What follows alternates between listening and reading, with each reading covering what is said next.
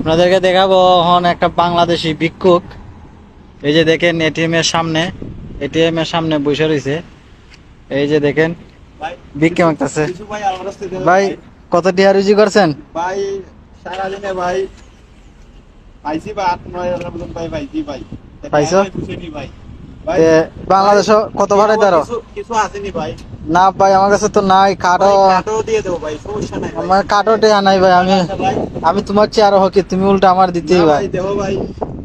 ভাই পিকে মাগলে ভাই দেখেন দেখেন ভাই সব এটিএম এর সামনে বসে রয়েছে, যেমনি সাথে সাথে এটিএম থেকে টাকাটা বাই করে ওই তারা দিলাইতে পারে।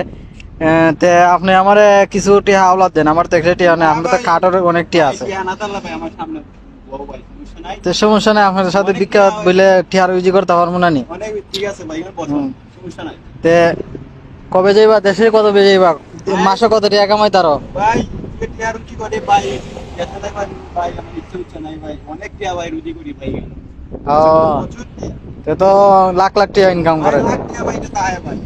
ওকে ওকে ঠিক আছে। ওকে দেখেন একটা মার্কেটের সামনে, কত বড় মার্কেট। এই মার্কেটের সামনে একটা এটিএম বুথ রাখা আছে। এটিএম বুথের সামনে আমাদের বাঙালি ভাই ভিক্ষা মেগে দেখেন কত টাকা ইনকাম করছে, আবার এটিএম কার্ডও আছে।